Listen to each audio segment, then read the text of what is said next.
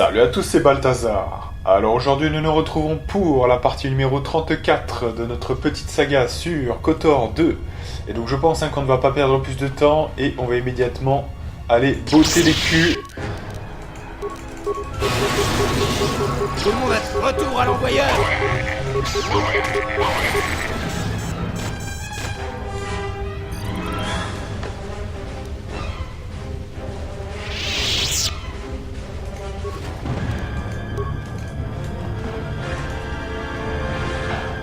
Alors, il y a 3 pélos ici.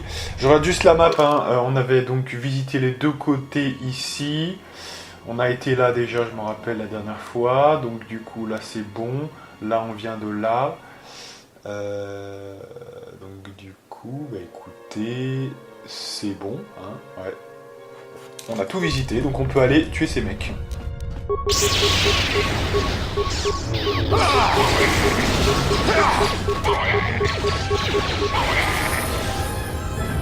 Et le level up.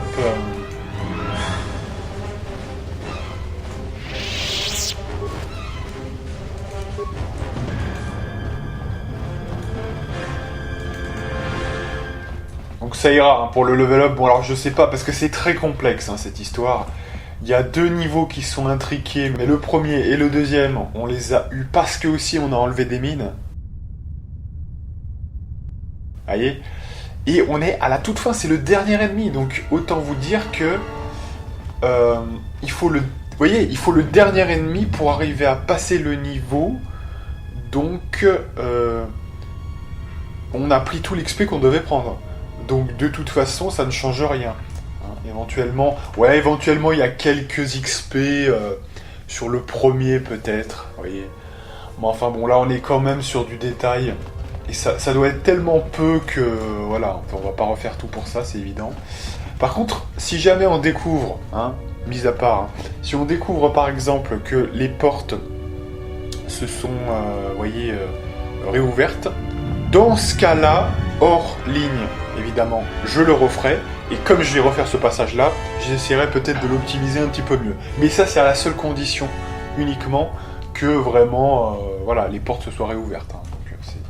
Et puis de toute façon, qu'est-ce qui va se passer si on voit par exemple que les portes se sont réouvertes? Qu'est-ce qui va se passer? Je continue quand même. Hein. Voilà. Il n'y a pas de souci. Hein. Voilà. Tant pis, à la validation, enfin à la validation, hors ligne, je referai exactement pareil que ce que j'ai fait jusqu'alors. Il n'y a aucun souci. Allez, donc du coup, eh ben on peut sortir. Alors on va peut-être passer le niveau quand même avant. Voilà, augmentation des dégâts, c'est bien. Vigilance, ouais. Donc on va mettre le soin, je pense c'est pas mal. De toute façon là il n'y a plus grand chose à mettre, hein, franchement. On a déjà tout ce qu'il nous faut. Toutes les bails du game. Le reste c'est moyen de toute façon, hein, franchement. Le reste c'est du gros bonus qu'on n'utilisera jamais. Voilà. Je vous en... Puis allez, tant qu'à faire, on va aussi passer ces niveaux-là.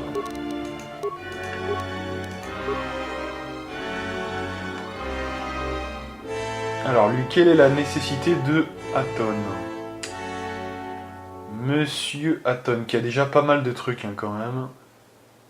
C'est vrai que le soin pourrait être pas mal. Ou à défaut, comme il est du côté obscur, aller chercher l'absorption de vie, ça peut être pas mal. Au niveau de Kreia, donc Kreia, toujours pareil. Alors elle c'est épique, tellement on lui met de la merde. Maintenant, là je sais pas quoi mettre, hein, franchement. Alors, on va continuer sur ça. Temps. Allez, on sauvegarde et on sort du vaisseau, hein, écoutez. Hein.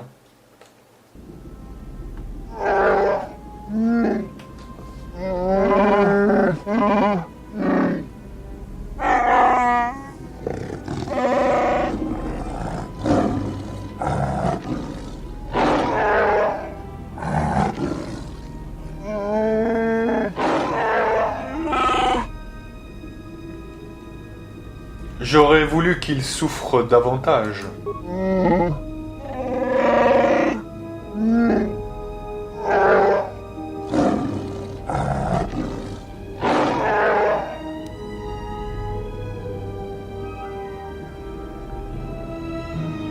Mais Zeskai, elle, ne se trouvait pas à bord du yacht. On l'a perdue.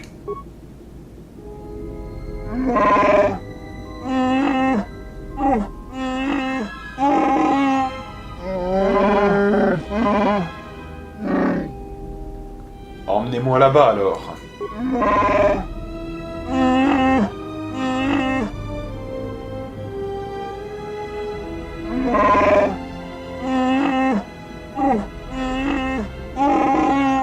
Si vous pensez échapper à ma vigilance aussi facilement, vous vous trompez. En gage de ma bonne volonté, je vous offre ce droïde. Il sera votre serviteur pendant tout le voyage. Alors, comment êtes-vous monté à bord de mon vaisseau? Je crains de ne pas voir où vous voulez en venir. Dites-moi en plus sur ce droïde alors. Comme je vous l'ai dit, cette unité restera avec vous pour vous protéger. Il transmettra également mes ordres au cours de votre voyage. Comment puis-je avoir la certitude qu'il n'essaiera pas de me tuer? Je ne vais pas vous faire de mal, étant donné que le sauvetage de la République dépend de vous. J'espère pour vous que vous ne me décevrez pas. Alors, Goto rejoint votre groupe. Il possède des pouvoirs spéciaux sur les droïdes et ne déclenche pas l'explosion des mines.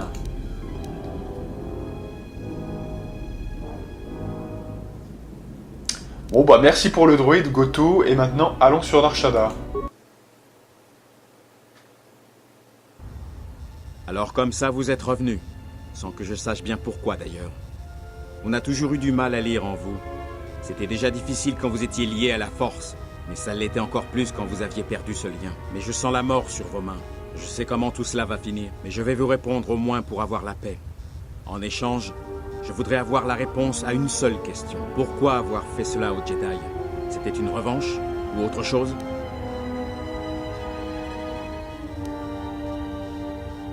Vous croyez que c'est moi qui tue les Jedi? Peut-être bien, j'ai déjà tué Maître Vrook. Quelle que soit cette menace, elle laisse des échos dans la force. Des blessures qui ne guérissent pas. C'est quelque chose que nous n'avions jamais ressenti, jusqu'à ce que vous vous teniez devant nous pour être jugé. Et nous vous avons condamné à l'exil.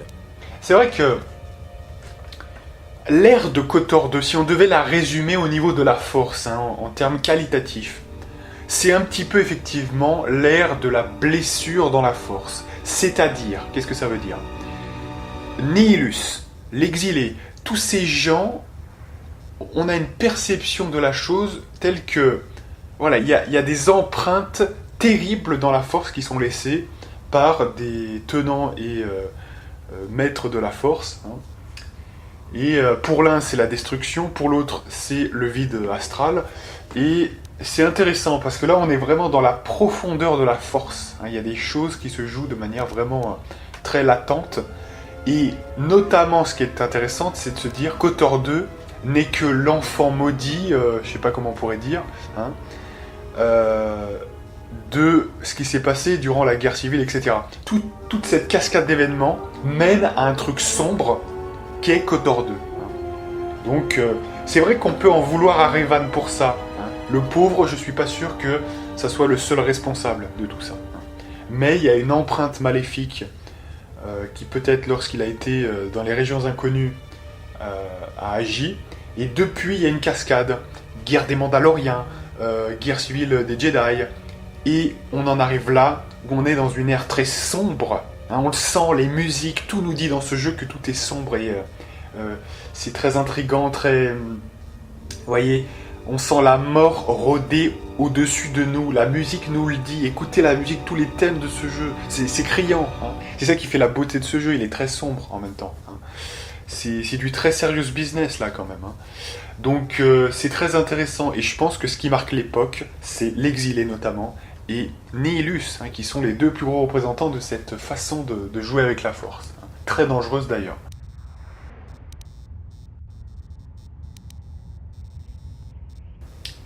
Donc, alors vous m'avez mis ça sur le dos. Oui, ce qui a tué le Jedi est lié à vous. C'est quelque chose que vous avez vécu et auquel vous avez survécu. Certains d'entre nous ont essayé de vous comprendre, de vous trouver. Il semble que nous ayons réussi, même si nous vous pensions perdus à tout jamais. Maintenant, vous êtes revenus, comme nous l'espérions. Mais ironie du sort, vous ne savez pas comment nous aider. J'aurais d'autres questions à vous poser. Je vous dirai tout ce que je peux vous dire. Bon alors lui, au moins, il est un petit peu plus conciliant. Je vais le tuer, mais je vais pas le tuer dans la plus grande des souffrances, comme Vrook. Vrook, j'ai pris un petit malin plaisir à le dégommer. Déjà, on avait galéré, mais bon, ça c'est un détail. Mais voilà, lui, il est un petit peu plus soft, donc c'est déjà plus agréable. Où sont tous les Jedi? Ils se sont dispersés, mais dans un but bien précis. Ils veulent traquer nos ennemis et les forcer à se montrer. D'une manière ou d'une autre, nous sommes pris pour cible à travers la Force. Et lorsque les Jedi se réunissent, nous devenons vulnérables. Nous avons donc choisi des endroits où il est difficile d'utiliser la Force pour ressentir la présence de quelqu'un. C'est le cas sur des planètes pleines de vie ou frappées par la guerre. Dans ce genre d'endroit, nous pouvons nous cacher et récupérer des informations sans servir de cible. Cette stratégie faisait partie du plan de Kavar. D'accord, donc c'est Kavar qui a eu ce plan, donc c'est peut-être le plus intelligent, je ne sais pas. Un plan? Oui, je me suis dit que si notre ennemi ne pouvait pas nous détecter, il s'imaginerait peut-être victorieux et sortirait de sa tanière. Et nous savions que la guerre serait perdue si nous continuions à agir comme nous l'avions fait. J'ignore où il se trouve désormais. Nous ne sommes plus très nombreux. Et je n'ai pas de nouvelles depuis un certain temps. J'ai rencontré Vrook sur Dantooine. Vrook est toujours en vie? Pourtant, je n'ai pas senti sa présence depuis un certain temps. On va pas lui dire que je l'ai tué, ça serait regrettable. Surtout que je vais lui poser d'autres questions. Très bien. Que leur est-il arrivé? C'est une longue histoire, mais ça me dérange pas de vous la raconter. Il est préférable que quelqu'un sache. Nous étions peu nombreux après la guerre civile des Jedi, à peine une centaine. Et certains ont commencé à disparaître dans des lieux où la Force semblait aveugle. Nous avions remarqué que partout où les Jedi se rassemblaient, ils étaient exterminés. La dernière assemblée secrète des Jedi sur Katar, un monde de Miraluka, a provoqué l'anéantissement de toute la planète. Une race entière a disparu, comme ça. Parce que les Jedi avaient choisi de se réunir là-bas. Nous avons réalisé que nous avions affaire à quelque chose de très puissant. Quelque chose contre lequel nous ne pouvions pas nous battre. Pourquoi vous êtes-vous caché? Nous ne pouvions pas accepter qu'en nous réunissant, nous faisions prendre des risques à tout ce qui nous entoure. Un Jedi n'a pas peur de se sacrifier. Mais notre présence ou nos actes ne peuvent décemment pas mettre les autres en danger. Et nous ne pouvions pas lutter contre un ennemi qui refusait de se montrer. Mais tous les Jedi qui avaient essayé d'identifier cette menace disparaissaient les uns après les autres, sans laisser de traces. Parlez-moi de Nihilus, parlez-moi de cette menace. Je ne sais pas grand-chose à ce sujet. J'ai du mal à l'identifier.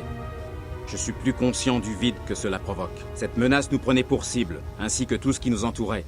Cependant, elle n'était pas assez puissante pour nous affronter directement. Nous pensons que si elle nous croyait vaincus, elle finirait par se montrer. C'était notre seul espoir, même s'il était faible. C'était le plan de Kavar. De nous tous, il était le meilleur tacticien. Et son expérience de la guerre était incomparable. Alors ça veut dire que Nihilus a quand même une faille. Visiblement, c'est pas quelqu'un qui vous affronte directement. D'ailleurs, on en veut pour preuve qu'il ait envoyé son espèce d'apprenti. Mais bon, ça c'est un peu classique de toute façon, mais... Ce que je note, c'est que Nihilus n'aurait pas forcément le talent pour s'opposer éventuellement à un groupe de Jedi. Mais dès qu'ils se rassemblent, il en profite quand même pour les flinguer. Donc, j'ai envie de vous dire, c'est un petit peu étrange. Ce qui veut dire qu'un élément isolé, si vous voulez, de type exilé par exemple, sans ses compagnons, ça peut être très intéressant, parce que c'est quelqu'un de très puissant, mais unique, voyez, pas quelqu'un, qui serait avec son groupe de Jedi et qui attaquerait finalement. Donc, une unité très forte, unique, aura une grande chance de détruire Nihilus. J'en veux pour preuve, en plus, que Nihilus, on est un petit peu sa contrefaille, puisque s'il absorbe la force des gens, le fait qu'on ait ce problème de vide, ça tombe assez bien, vous croyez pas quand même. Et là, petite théorie, alors là c'est une théorie comme ça, mais est-ce que Kreia ne serait pas là pour quand même utiliser ce talent qui est en nous pour arrêter Nihilus, qui est devenu extrêmement dangereux. Et Kreia, comme ça, nous forme un petit peu à la force d'une certaine manière, mais peut-être que là où réside le talent de l'exilé, même si elle est très forte dans la force, c'est peut-être pas tant ça, plus que son côté, il y a quelque chose, il y a une faille dans la force chez l'exilé, qui lui permet d'utiliser la force tout en incarnant le vide. Et ça, Nihilus, c'est peut-être le meilleur contre à ça, puisque sinon il vous vide de votre essence psychique, de la force, etc.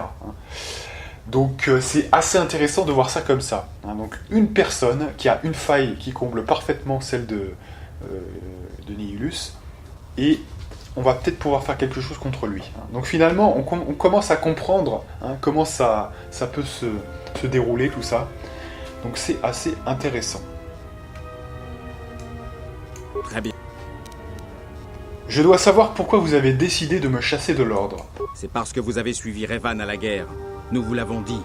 Mais si vous posez la question, c'est parce que vous n'êtes pas certain de la réponse. Nous non plus. J'ai choisi de quitter l'ordre le jour où nous vous avons expulsé. Pour moi, les raisons de vous envoyer en exil n'étaient pas valables. Et si l'on est incapable de voir la vérité en face, il est inutile de continuer. C'est parce que nous avions peur, je crois. Il est difficile de vivre toute une vie avec la force et d'imaginer ce qui arriverait si nous en étions privés. C'est beaucoup plus effrayant que vous ne le pensez. Franchement, il mérite une mort honorable. Il mérite que je le tue sans la moindre souffrance. Il le mérite parce que je trouve quand même que c'est... Pour le coup, c'est un vrai Jedi. Il se remet en question. Il dit peut-être qu'il a peut-être fait de la merde. Quant à Vrook, qui avait des certitudes plein la bouche, lui au moins, il a cette qualité-là, il est humble. Donc c'est assez intéressant. Beaucoup plus intéressant que Vrook, personnellement. Très bien. Il se... Que faites-vous sur Narshada ? Je pensais qu'ici, sur la lune des contrebandiers, j'allais peut-être trouver des indices pour savoir à quelles menaces nous étions confrontés. Les primes pour la capture des Jedi, leur disparition. Je ne pensais pas que les deux étaient liés, mais c'était une possibilité. Les courants de vie sur Narshada sont très puissants et rendent difficile la perception de la force. Je pensais que ça faciliterait mes déplacements et mes observations. Très bien. Pourquoi avez-vous décidé de me couper de la force ? C'est vraiment ce que vous pensez ? Nous ne procédions pas de la sorte, mais oui. C'est une technique qui a été utilisée comme punition dans le passé. Ce genre de peine est rarement prononcé. D'après ce que je sais, ce n'est arrivé qu'une seule fois, à un moment où la discipline des Jedi n'était plus applicable. Je crains que ce ne soit autre chose qui ait causé votre perte. Nous n'étions pas certains d'avoir tout compris à l'époque. Et la lumière ne nous est apparue que récemment. Les autres maîtres doivent en savoir plus que moi à ce sujet. Mais j'ignore s'ils sont encore en vie. Est-ce vraiment important ? On dirait que votre pouvoir est revenu. Cette perte n'était sans doute pas irrémédiable. Ouais, mais du coup, pour en revenir à ce que je disais tout à l'heure, en prenant en puissance, est-ce que je ne cours pas un risque supplémentaire à chaque seconde ? Je m'explique. Parce qu'on a dit quand même, il faut l'avouer, que plus on sera puissant, plus Nihilus va vouloir accaparer notre essence. C'est un peu son idée de la force. Il vide complètement comment dirais-je ? Ouais, l'essence, là je crois il n'y a pas de meilleur mot pour ça. Il vide votre essence complètement et c'est comme ça qu'il vous tue en fait, complètement. Donc c'est vraiment très dangereux. Et plus on sera puissant, plus il va se régaler le gars. Donc c'est bien et pas bien de gagner en puissance. Là ça va être assez chaud, mais en même temps on aura eu peut-être cette expérience du vide qui, quelque part, nous permettra de l'affronter quand même si on gagne en puissance. Je ne vois que ça. Il n'y a que ça pour réussir, pour arriver à s'opposer à lui. Très bien. À la fin de mon procès, vous et les autres maîtres avez dit qu'il m'était arrivé quelque chose. De quoi s'agit-il ? Dites-le ! Ah, les archives de votre procès ont enfin été retrouvées. C'est une bonne chose. Je me dis parfois qu'il serait beaucoup plus agréable de vivre dans cette galaxie s'il y avait moins de secrets entre les Jedi. J'aimerais vous apporter une réponse, mais ça m'est impossible. Nous avons juré de ne jamais en parler, et je tiens toujours mes promesses. Et Kavar était un ami. Si nous étions réunis, il serait possible de revenir sur cette promesse. Pour l'instant, je ne peux rien dire. Donc il ne me sert à rien, on est d'accord. Il refuse de dire son secret. Connaissez-vous les liens tissés par la force et savez-vous comment y mettre un terme? Oui, de tels liens se créent dans des situations de crise, ou à mesure que la complicité s'établit entre un maître et son padawan. C'est très courant entre deux êtres qui ressentent la force. Cela permet de transmettre des sentiments, de s'influencer mutuellement. C'est quelque chose dont vous avez hérité avant votre chute, je vous le rappelle. Vous aviez le don de créer facilement des liens, même avec ceux qui ne ressentaient la force que faiblement. Même Vrook ne pouvait pas l'ignorer, c'est dire. D'accord. Un lien muni à quelqu'un d'autre et il pourrait être fatal pour nous deux. C'est plutôt inhabituel, voire contre nature. Je n'avais jamais entendu parler d'un lien aussi fort. Comment puis-je le rompre? Au sein de l'Ordre, quelques-uns en savaient plus que moi au sujet de ces liens. Mais leurs disciples, déjà peu nombreux, avaient disparu lors des guerres mandaloriennes. On racontait que Revan avait longuement étudié ce type de lien au travers de l'histoire des Jedi, et avec certains de ses maîtres, avant de quitter l'Ordre pour aller à la guerre. Ah, intéressant. Voyez, personne n'est en capacité de donner vraiment toutes les informations, mais au cours, voyez, de Vrook, de Zezal Kai, là, tout à coup, on nous dit Revan a étudié ce type de lien avec ses nombreux maîtres. On sait aujourd'hui que Kreia, effectivement, a été l'un de ses maîtres, donc forcément, on comprend que derrière tout ça, ce lien a été induit par Kreia, c'est évident. Ça paraît évident. Donc Kreia, quand même, qui cherche désespérément à nous avoir sous son influence, elle aussi, pour nous aussi l'exiler. Donc attention quand même, ça c'est pas quelque chose qui me fait plaisir comme ça, vous voyez, globalement. Et malheureusement, on peut pas vraiment, lui en parler direct, parce que c'est vrai que on n'a pas dans le jeu, c'est pas prévu que vous découvriez la vérité à ce moment-là, vous voyez. Donc c'est que là, c'est que des déductions qu'on peut faire nous, mais de notre côté. Comment rompre un tel lien? Je l'ignore. Un lien entre deux êtres vivants ne se rompt pas facilement. Ce n'est pas un choix.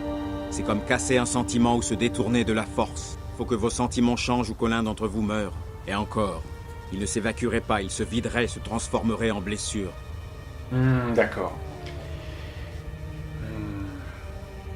Mais est-ce que Kreia n'est pas un plus gros poisson que nous? Finalement, je me dis, nous on a une capacité de créer des liens, comme il dit.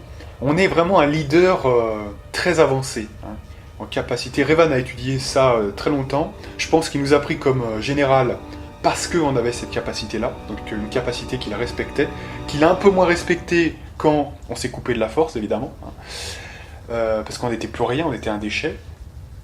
Et effectivement, peut-être d'ailleurs qu'on s'est coupé nous-mêmes de la force pour en arrêter avec, en finir avec cette espèce de truc qui attirait tout le monde et qui était peut-être un poids. Donc l'idée de se retrouver soi avant de pouvoir convaincre les autres, quelque part. C'est un petit peu ça l'idée. Très intéressant d'ailleurs, tout ce qui est abordé dans ce jeu. Donc peut-être après Revan s'est détourné de ça, voilà. Il a vu peut-être que cette recherche était un peu vaine parce que au plus haut du plus haut, on a l'exilé qui finalement souffre plus du lien à autrui qu'autre chose. Et on sait qu'il l'a étudié avec ses maîtres, et notamment sans doute Kreia. Donc c'est plutôt intéressant. Bon. Donc je pense que j'en ai assez entendu. Faites vos prières. Rien que pour le fait de ne pas m'avoir dit pour le secret, qui est sans doute lié à ma déconnexion de la force, je pense. Tout le secret derrière tout ça. Rien que pour ça, je vais devoir l'éliminer. Mais j'avoue qu'il est plutôt sympa, plus que Vrook. Donc je le tuerai assez rapidement. Je ne vais pas le faire souffrir. Voilà. J'en ai assez entendu, Zezal Kai. Faites vos prières. Bien. Allez, donc évidemment que là, on va rigoler un bon coup, puisque... Alors que Vrook, on avait eu beaucoup de soucis, je pense que là, ça va être bien différent. Très très différent. Donc, on va quand même pas délirer, on va essayer de se buffer à mort pour l'éliminer comme une merde, vraiment. Donc, on va se mettre un petit bouclier très puissant. Voilà, duel Ekani 130. On va se buffer comme un malade et on est parti.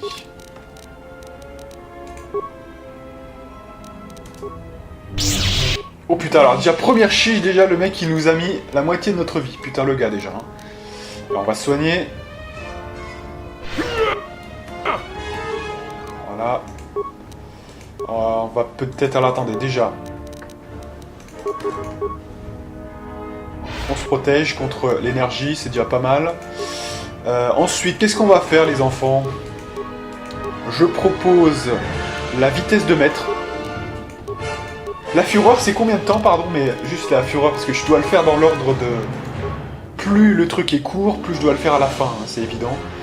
Donc j'aimerais savoir, la fureur, ça dure combien? 45 secondes. Donc c'est plus long que ça, donc on va d'abord le faire. 45. Allez. Voilà. Donc là, on va se buffer comme des gros malades. Ensuite, on va faire quoi? Ça, c'est 20 secondes, le talent de maître. On va faire la vitesse maintenant. Vitesse de maître. Voilà. Méditation de combat. Et enfin, le talent de maître. Et alors là, je vais le déchirer. Alors là, je vais le déchirer, ma parole. Là, ça va faire mal. Allez. Maintenant, je vais le pourrir. Oh là là, d'un coup. Regardez-le manier son sabre laser. Il utilise la Taru, une technique agressive qui convient mieux aux ennemis isolés. Vous pouvez facilement le battre en l'encerclant avec vos alliés ou en utilisant un blaster. Méfiez-vous de son attaque en puissance, car elle est décuplée quand on utilise cette technique. Si vous croyez qu'en me tuant vous apprendrez quoi que ce soit, vous vous trompez. La manœuvre que vous employez est toujours redoutable, vieil homme.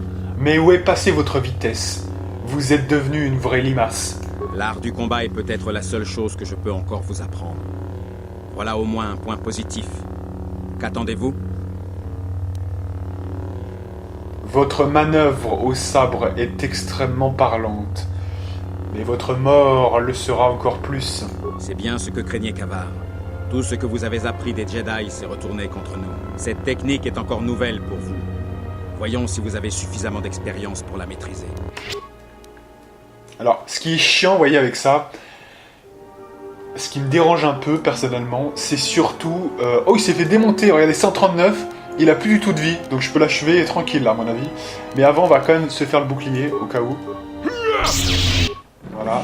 Et là, j'ai plus qu'à l'achever comme une merde, hein, regardez, il a 1 PV, le mec. Je lui ai tellement mis de la grosse chiche avant que...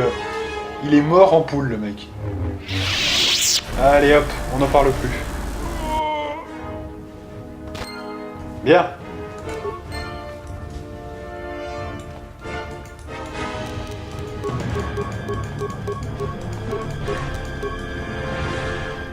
Bien. Alors, c'est bien ce qui me semblait. J'en avais le souvenir en partie. Il y a des choses qui ont été verrouillées et... Ah ouais, alors du coup, parce que c'était celle-ci qui était verrouillée, donc elle n'a pas été... Ah ouais. Du coup, effectivement...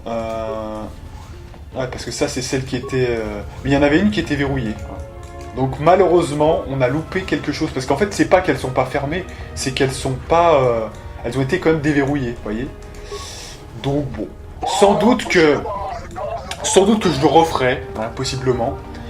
En essayant d'optimiser hors ligne finalement le côté... vous voyez, notamment dans le vaisseau, je pense qu'on peut optimiser encore plus. Donc je le ferai ça, comme ça. Et parce que les mines, vous voyez, les mines, en fait, vous pouvez les retirer à la toute fin, vous voyez. Donc on prend tout l'XP, même après, parce qu'on les a prises, vous voyez, en intermédiaire, les mines. Hein.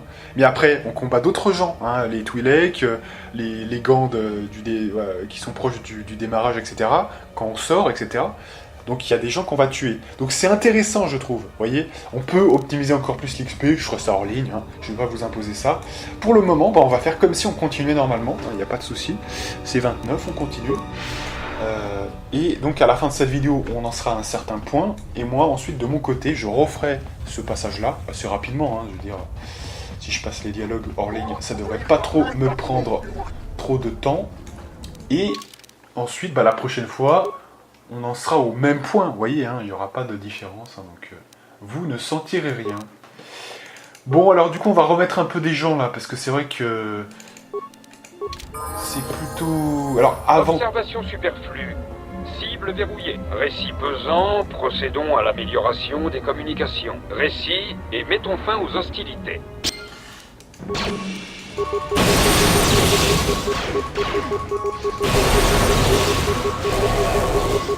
Je vais le réduire au silence. Une défaillance système, maître. Alors, voilà, on a rencontré 3 types d'équipes de droïdes d'assassin HK. Donc on pourra parler HK-47.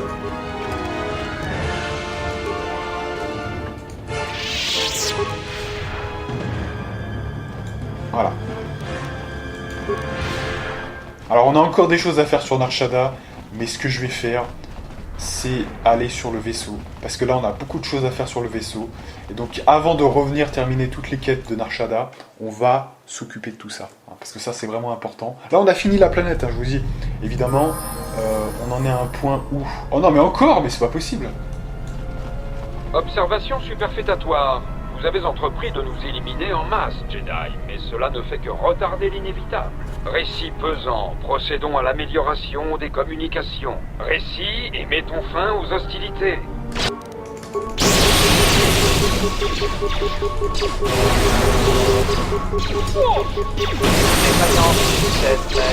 défaillance système, maître.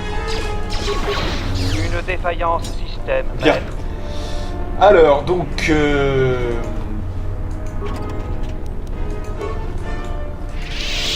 à noter aussi, parce que ça c'est intéressant, que on a obtenu la technique Ataru. Hein, je sais pas si vous avez noté.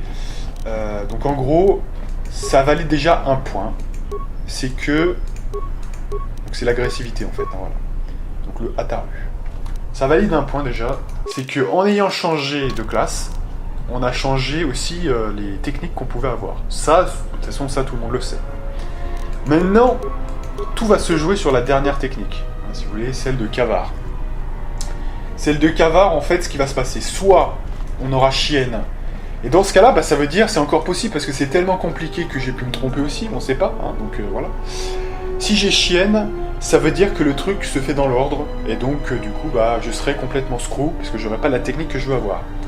Ou bien, ça sera ce que j'ai validé, c'est-à-dire, les 2 premières représente un grand ensemble, et la 3e sera toujours une technique ultime, type soit Juyo, soit la maîtrise de la force, pour notamment le Jedi consulaire. Et donc ces extensions du côté obscur et clair dans la classe de prestige. Donc voilà, là on a eu Ataru. Donc comment expliquer la présence d'Ataru? Parce que il me semble bien que c'est quand même...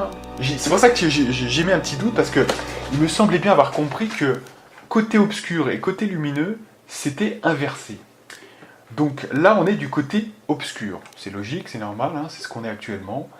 On est en gros de la fibre des Jedi gardiens, hein, Jedi gardiens, maraudeurs Sith et maître d'armes Jedi. Hein. Donc c'est cette fibre-là. Donc là, on est un Sith... Et on est surtout du côté obscur, parce que c'est ça qui définit. Et on a eu Ataru en premier. Voilà.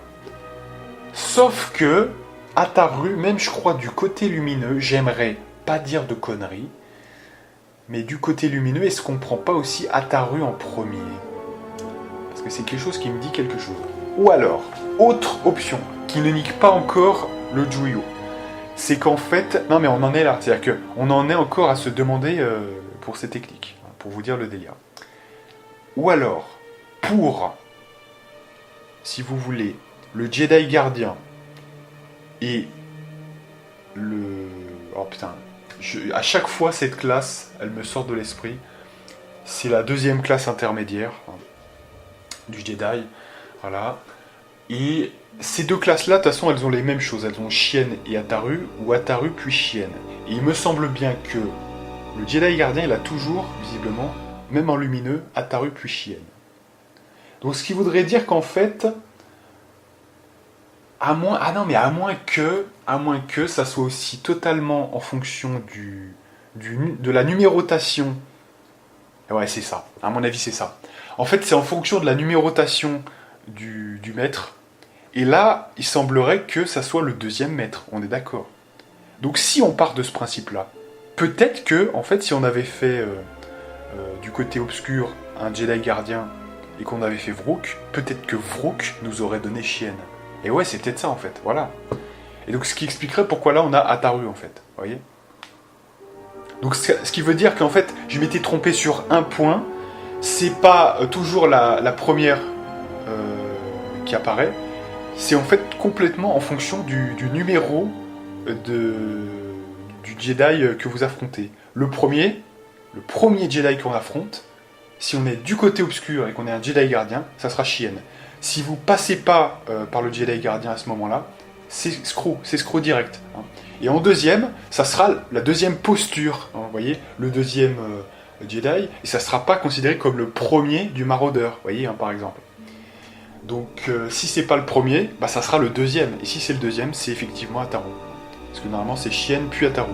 Et si on avait été du côté lumineux, c'est Ataru puis Chienne. Donc si on avait été dans ce cas-là, à ce moment-là du jeu, avec ce maître-là, normalement on obtient, du côté lumineux, on obtient Chienne.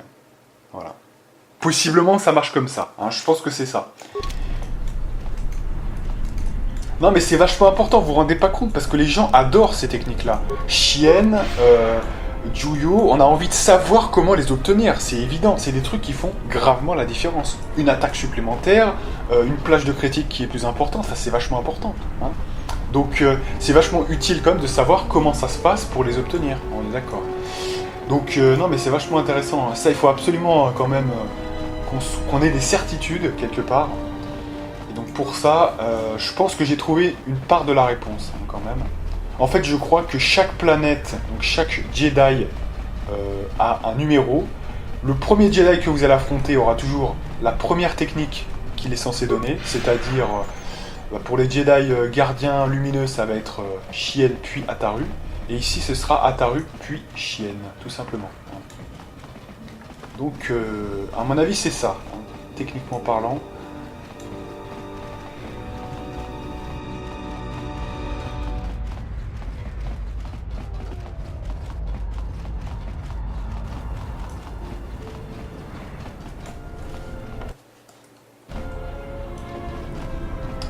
Voilà, donc on va monter à bord de l'Ebonok et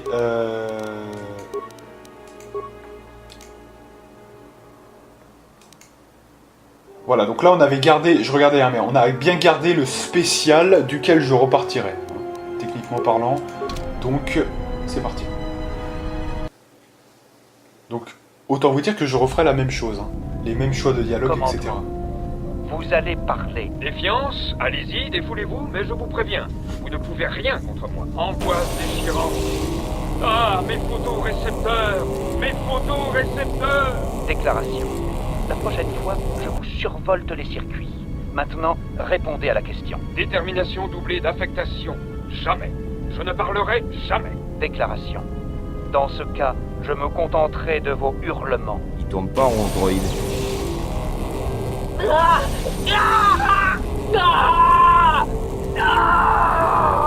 Déclaration. L'unité captive m'a révélé quelque chose d'intéressant. Permettez-moi de vous en faire part. Déclaration. Ces versions grossières de moi-même sont produites sur Telos. Je suggère que nous y partions sur le champ pour réduire cette usine à un cratère fumant. Ah, HK-47. J'ignorais que vous étiez encore en service. D'autant que les autres générations sont désormais activées. Demande. Qu'est-ce que vous voulez au juste, tas de graisse? Je vois que le remontage que vous venez de subir n'a pas affecté votre centre de comportement. Déclaration. À l'avenir, je consulterai l'Iridonia si j'ai besoin d'un diagnostic de ce genre. Non, je ne le crois pas. Il y a beaucoup d'autres choses à faire avant. Interrogation. Avons-nous déjà eu le malheur de nous rencontrer?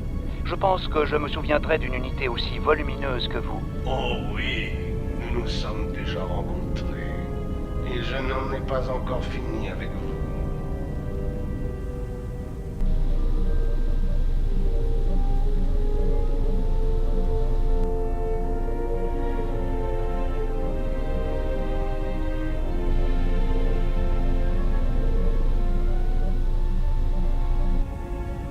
Tu sais, je crois qu'il est temps que je donne un peu plus de puissance à ton laser de découpage.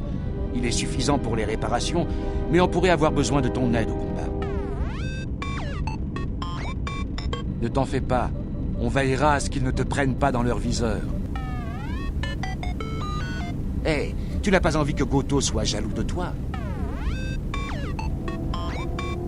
Dis-toi que grâce à ça, Goto se tiendra à carreau.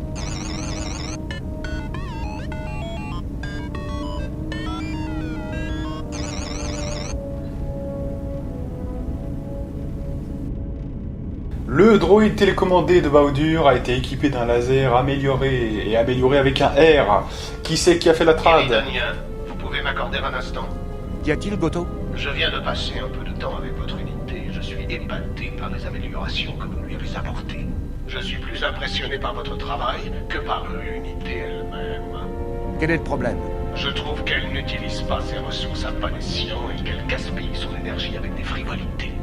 Cependant, il est évident que vous avez un don, si petit soit-il, pour améliorer les machines. J'aimerais donc que vous m'en fassiez profiter. Je devrais pouvoir arranger ça. Je m'en occupe dès que j'ai un moment de libre. Bien. Donc voilà pour les cinématiques. Alors on a beaucoup de boulot, hein, je vous le dis, on a beaucoup de boulot parce qu'on a quand même 2 nouveaux personnages. Donc évidemment le droïde que nous a confié Goto, qui s'appelle Goto pour le coup, et aussi évidemment Anar. Hein. Donc tout ça nous intéresse beaucoup et va demander beaucoup de doigté. Alors on va commencer par Goto parce que Goto a quelques points du côté clair, léger, hein, pas énormément. Mais pour le passer en un coup Goto, il faudra quand même passer par le côté clair léger. Hein, mais c'est beaucoup moins que Visas, hein, rassurez-vous, donc ça baissera légèrement mais pas beaucoup.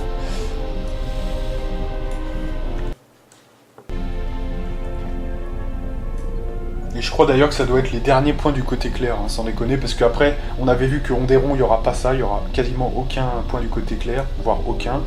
Donc là, c'est les derniers personnages, hein, donc autant vous dire que il reste encore un personnage, mais on n'aura pas du point du côté clair avec lui, ça c'est sûr.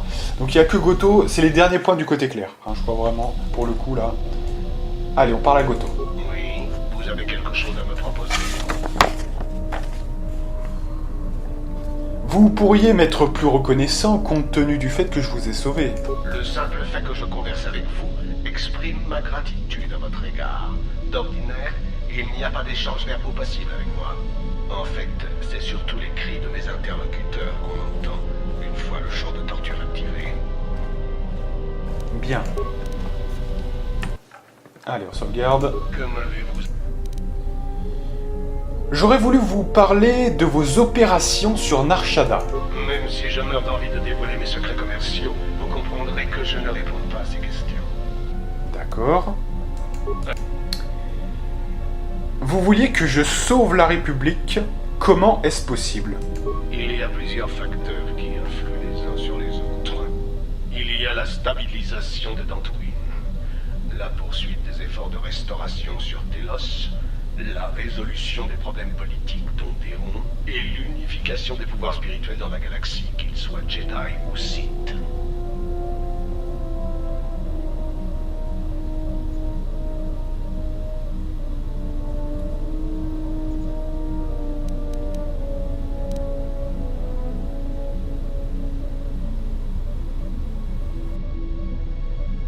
Si vous me payez, peut-être que je peux me charger de tout ça, un système à la fois.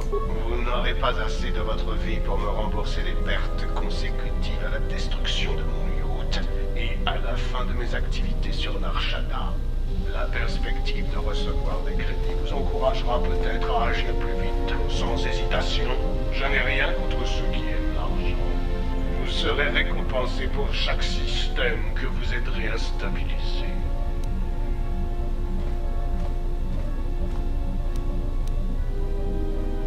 Vous l'aurez, votre stabilité, même s'il me faut tuer tout le monde pour vous l'offrir. On devrait toujours commencer par le dernier ressort au lieu de le laisser pour la fin. Je vois que vous ne m'avez pas déçu.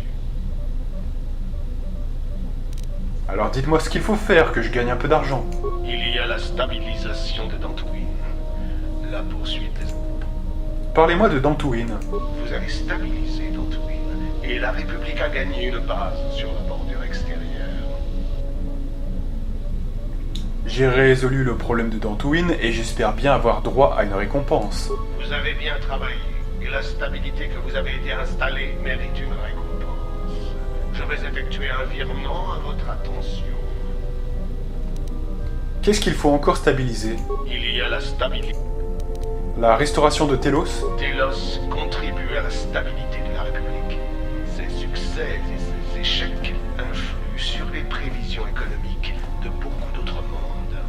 Évidemment, depuis la destruction des infrastructures de Peragus, les chances de voir un jour le projet de restauration de Telos mené à bien sont nulles, ou presque.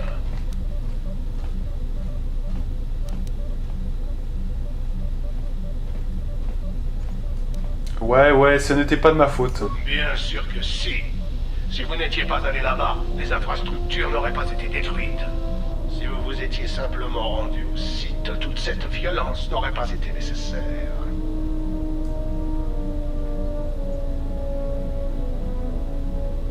Ce n'était pas non plus une option.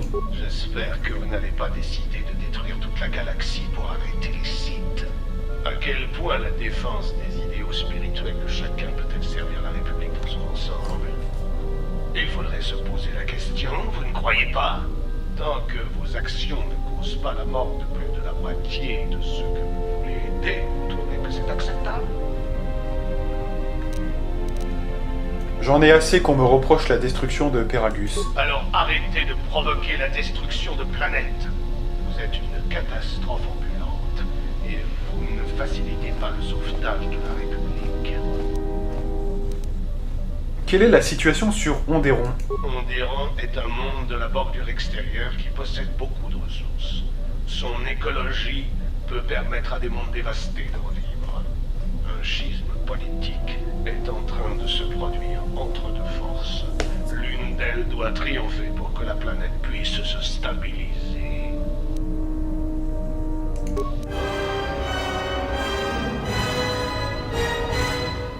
Très bien. Un peu d'influence gagnée. Great. Oui. Non. D'accord. Quelles sont les aptitudes de votre droïde? Sa mission est de vous protéger. Il est donc configuré pour réaliser une variété de tâches. Il peut intimider, interroger et devenir une machine à tuer d'une efficacité redoutable. Il suivra essentiellement vos ordres, sauf s'ils sont différents des miens. Et si c'est le cas? Alors son noyau à protons explosera et transformera ce vaisseau en poussière. Inutile d'essayer de négocier, je ne vous laisserai pas mettre votre nez dans mes plans. Ah ouais, donc apparemment c'est un petit peu... Bon, tant qu'on aura les mêmes objectifs, ça va aller, mais si jamais un jour on n'a pas les mêmes objectifs, il peut détruire le vaisseau. Et je peux pas vraiment... C'est une sorte de bombe... dès qu'on va s'approcher de lui, il peut exploser, etc. C'est très délicat, hein. C'est très très délicat. Donc là, on est un petit peu dans une impasse, hein, parce que, mis à part lui jouer un petit tour en essayant de le faire sortir du vaisseau et qu'on se barre après, s'il est dans le vaisseau, on est escroc, hein, donc il va falloir faire gaffe quand même. Quelles sont ses compétences? Cette unité est livrée avec un brouilleur de droïdes que vous pouvez utiliser contre les ennemis mécanisés afin de rendre leur défense et leur protocole d'attaque totalement aléatoires. Si vous l'utilisez, les droïdes vont saccager leur programmation et s'attaquer à leurs alliés. Sa source de puissance n'est pas illimitée, mais elle est suffisante. En outre, cette unité est équipée d'un générateur de camouflage portable. Lors d'une reconnaissance, elle peut ainsi pénétrer dans certains endroits sans se faire remarquer.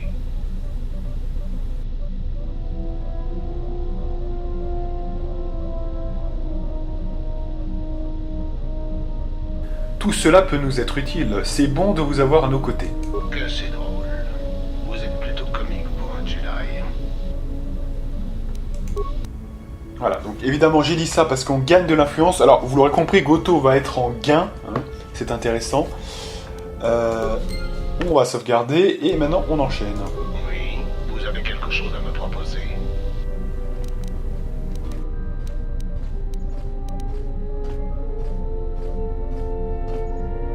j'aurais voulu parler de vos opérations sur Darshada. Allez, je vais répondre à certaines de vos questions. Je voulais vous parler de vos gars. Oh, quelle maladresse. Et au final, un défi vraiment médiocre à relever. Il me coûte de l'admettre, mais vos gars représentent encore une menace.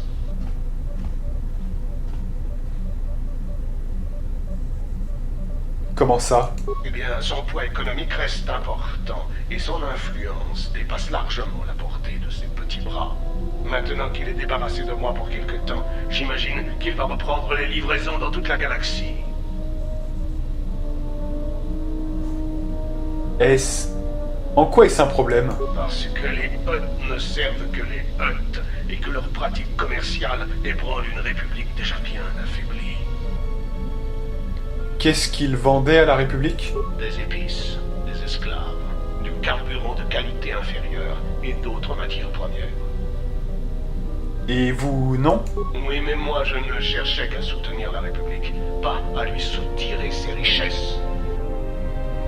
Du carburant, vous dites? Oui, j'ai tenté de contraindre la République de se faire livrer du carburant depuis Peragus, au lieu d'essayer de l'acheter aux Hutt. Avant que vous ne fassiez exploser la planète, évidemment.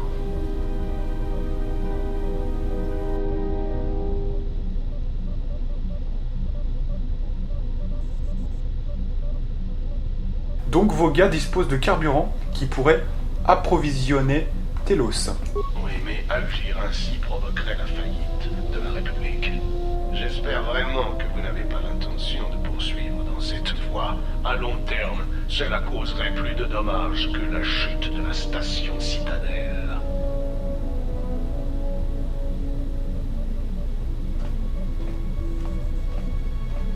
Je suis d'accord, à long terme, faire affaire avec les Hutt ne peut que nuire à la République et à ses habitants.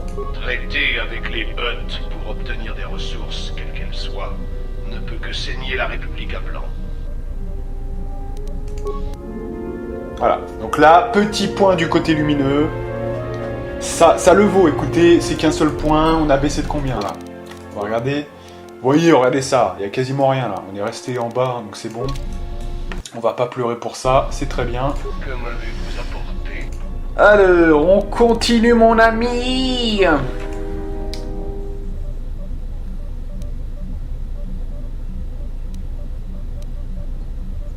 Que savez-vous au sujet des droïdes de modèle HK envoyés à ma poursuite? Des droïdes assassins? J'en ai rencontré certains, et j'ai parfois acheté leurs services. Pourquoi me pourchassent-ils? Je leur ai demandé de le faire. Pour être honnête, je pense qu'ils en ont toujours eu l'intention, mais leurs instructions sont restées en stand-by pendant un moment. Savez-vous d'où ils viennent? Si vous voulez parler de production, non, ce n'est pas le cas. Je sais qu'il y en a un nombre impressionnant réparti dans la flotte de la République. Tous veulent vous mettre le grappin dessus. Il est facile d'imaginer ce qu'ils vont faire maintenant qu'on vous a retrouvé. Vous voulez dire qu'ils vont me pourchasser? Ces droïdes ont des protocoles particuliers qui, s'ils ne sont pas modifiés, leur dictent leur comportement. À moins que vous ne les arrêtiez à la source, ils vont vous traquer jusqu'à ce qu'ils vous capturent ou qu'ils vous tuent. Pourquoi ne posez-vous pas la question à leur prédécesseur? Ce droïde assassin est archaïque. Il a la mémoire qui flanche, mais il en saura plus que moi sur la génération suivante. Que font-ils à l'intérieur de la flotte de la République? Ils se font passer pour des droïdes protocolaires. Mais j'ai remarqué qu'ils faisaient échouer les traités de paix lorsqu'ils prenaient part aux négociations. Alors ensuite, sur le Yatch, vous avez parlé de Revan, mais Revan voulait détruire la République. Une erreur commune qui n'est étayée par aucun fait. Revan n'avait pas l'intention de détruire la République. Il a délibérément laissé intacte l'infrastructure de beaucoup de planètes, ainsi que de nombreuses infrastructures militaires. Mais pourquoi Revan disposait d'une armée illimitée? Je crois qu'il a construit son armada avec des moyens qu'il savait limiter. Peut-être ne voulait-il les utiliser que jusqu'à un certain point. Peu importe l'infrastructure de production qui a été utilisée, Revan savait que le prix à payer serait élevé et que cela ne servait pas les objectifs des Sith. Et C'est pour cette raison que Revan a laissé intacte beaucoup d'infrastructures de production militaire de la République. Quoi? Donc ça veut dire qu'en fait, attendez, là ce qu'il est en train de dire, c'est qu'il a jugulé le côté obscur. C'est-à-dire qu'il était dans le côté obscur jusqu'à un certain point, mais il avait encore le contrôle. Hein, c'est ce qu'il est en train de nous dire. Ce qui veut dire que ça rejoint la théorie que j'avais évoquée la dernière fois. Hein. Je crois qu'on parlait à HK47, hein, il me semble bien, où j'avais dit que quelque part, Revan donc, est allé dans les régions inconnues, il y a eu une influence sur lui, mais après ça, il n'en est pas pour autant devenu un pantin total. Vous voyez, il y a un truc chez lui qui a résisté, et alors peut-être que les forces, on ne sait pas lesquelles, qui étaient dans les régions inconnues, voulaient que le côté obscur se répande totalement, et bien Revan, lui, il a dit stop, il n'a pas tout détruit, donc la République, hein, les infrastructures de la République, et comme ça, peut-être qu'inconsciemment, il a préservé son chez-soi, hein, c'est-à-dire la galaxie qu'on connaît, et comme ça, peut-être qu'il résistait quelque part à cette influence. Ça, c'est très intéressant. Donc ça veut dire que Revan a toujours eu une force d'âme démentielle. Incroyable. Mais pourquoi Revan n'avait plus besoin de poursuivre ses conquêtes une fois la République vaincue, sauf si, évidemment. J'imagine que Revan a été témoin d'une guerre sur un front qui nous était inconnu, ou a senti le besoin de maintenir une importante force militaire. Voilà, hein, tout est dit. J'imagine que Revan a été témoin d'une guerre sur un front qui nous était inconnu, ou ressenti le besoin de maintenir une importante force militaire. Voilà, tout est dit. Et là, j'ai envie de vous dire, encore une fois, je ne pardonnerai jamais aux détenteurs des droits des KOTOR et donc des Star Wars, hein, globalement, de ne pas nous avoir fait KOTOR 3. Parce que quand vous faites un teasing aussi longtemps KOTOR 1, KOTOR 2, ne pas mettre la dernière pièce qui va bien, c'est dégueulasse. C'est dégueulasse, voilà. En plus, KOTOR 2 joue le rôle un petit peu de ce précalibrage pour faire monter la légende qu'est Revan, voyez. Et ça, le fait ensuite de ne pas donner le troisième truc, bah ça casse un peu le... Vous voyez, ça m'énerve, ça. C'est un truc, ça m'énerve vraiment. C'est un petit peu comme s'il y avait eu l'Empire contre-attaque, et puis après, derrière, il n'y a plus rien, quoi. Hein. Il n'y a pas le retour du Jedi. Vous avez vu ce qu'on aurait manqué? Non mais, vous avez vu ce qu'on aurait manqué si on n'avait pas eu cette dernière pierre? On s'arrête, voilà. Il y a Leia et compagnie, là, qui sont devant la baie vitrée, et c'est tout. On s'arrête là, c'est bon, c'est fini. C'est n'importe quoi, hein. Alors, là, franchement... Non, là, c'est abusé, hein, franchement. Savez-vous où Revan a trouvé son armée? C'est également un mystère pour moi. Je n'ai aucun élément de réponse. Je manque de preuves. Une chose est sûre. Après la défaite de Malak, les forces ont considérablement diminué. Et lorsque Revan a quitté l'espace connu, la production a complètement cessé. Pour moi, sans un chef puissant et charismatique, ce qui produisait ces forces perdait de sa stabilité. En l'absence de Revan, de Malak, personne ne pouvait assumer ce rôle chez les Sith. Alors, question quand même, il parle de la forge stellaire ou bien d'autre chose, hein? Parce que si c'est la forge stellaire, l'explication est toute trouvée. Fin de KOTOR 1, voilà. Hein. Mais là, peut-être qu'il parle plus des forces, hein, des militaires humaines, hein, voilà. Vivantes, quoi. Hein. C'est possible aussi, hein, et que sans la présence de Revan, effectivement, tout ça a disparu. Et Malak? Contrairement à Revan, Malak n'a montré aucun intérêt pour l'avenir de la République dans ses attaques. Ses ruses n'avaient qu'un objectif, écraser toute résistance, où qu'elle soit. Tous ceux qui s'opposaient à lui devaient être détruits. Il ne poussait pas plus loin la réflexion. Il a semé le désordre. D'ailleurs, je n'ai toujours pas fini d'en évaluer les dommages. Quitte à choisir entre les deux, j'aurais préféré que Revan gouverne la galaxie. Il y avait une certaine cohérence dans ses conquêtes, contrairement à Malak.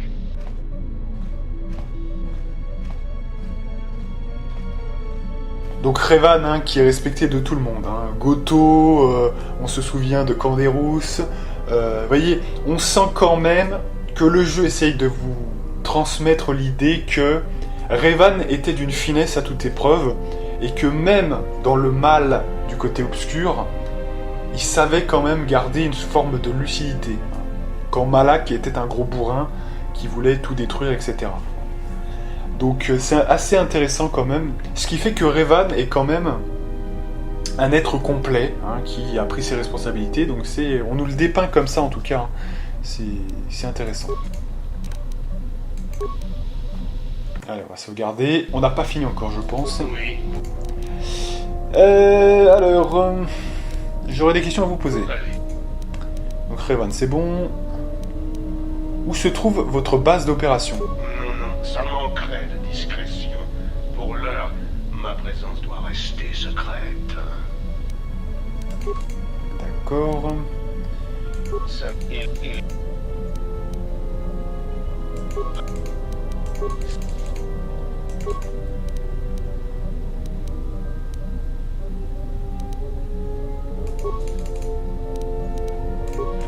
Alors là, je me demande... parce qu'on a tout fait, et pourtant...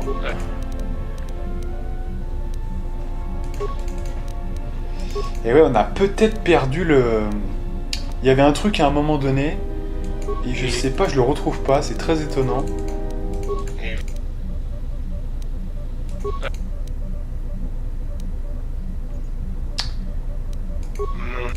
Voilà, donc il dit non, non, non, non. Quelles sont les aptitudes de votre...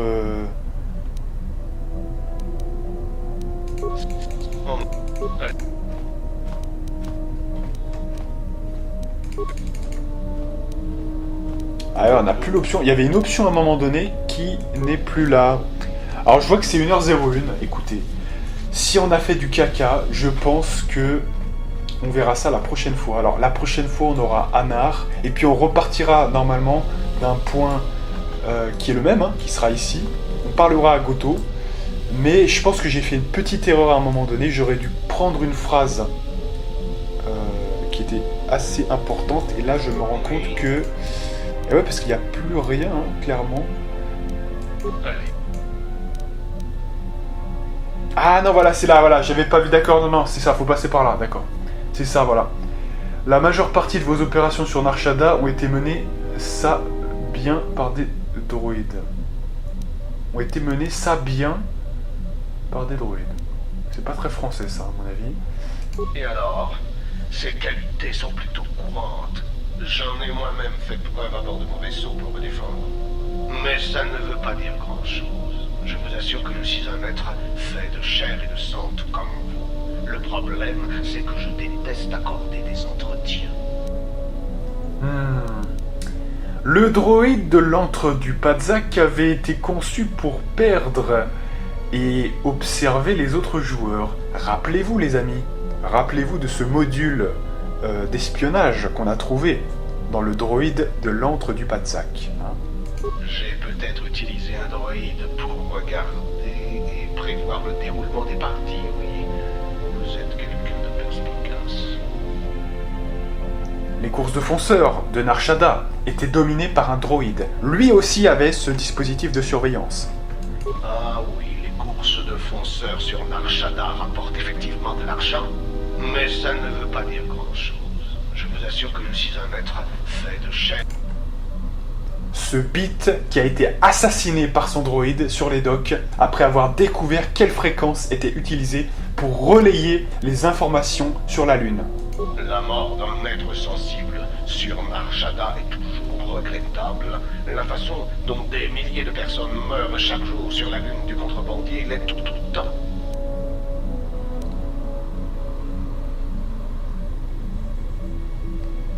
Eh bien moi, je crois que vous utilisez les droïdes au cours de vos opérations.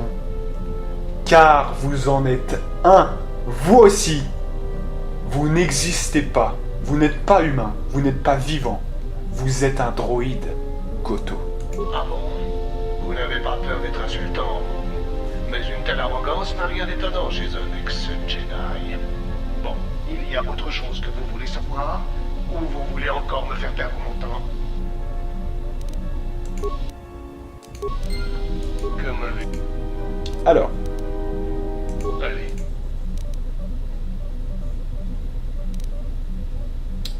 je voulais vous parler de vos gardes. Que de malade. Comment ça? Parce que je voulais obliger la République. Ça, on l'avait déjà vu de toute façon.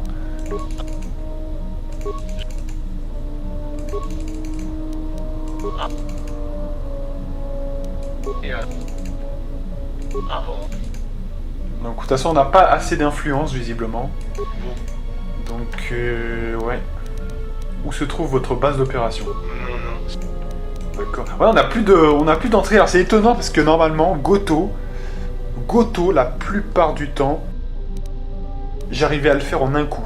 Là, visiblement, c'est pas le cas. Donc, je sais pas ce qui s'est passé. Parce que là, on a vraiment tout fait. Hein, l'impression que Oui. c'est vraiment... Parce qu'on a fait les questions. Le sa... Voilà. Les questions, on a tout fait. Voilà. On avait déjà bien vu tout à l'heure. Donc, il reste plus que Allez. les opérations de sécurité. Ça, on l'a fait. Ça, on l'a fait. Ça aussi, on a tout fait, hein, franchement. Ah bon? Et après, c'est influence échec. Donc, il doit nous manquer un point, peut-être. Mais... ouais. Donc là encore, peut-être que j'ai screw le truc. Donc, on va s'arrêter là. Goto, je le referai pour voir si j'ai pas loupé quand même un point d'influence. Parce qu'en fait, Goto, là, pour tout vous dire, j'avais pas noté tout le truc. Parce que j'avais sans doute la flemme hein, de mettre toutes les phrases qui doivent être mises, parce que c'était facile. Or, je me rends compte que là, on a screw, donc c'est pas si facile que ça, hein, Balthazar, finalement. Donc, écoutez, je referai ça la prochaine fois.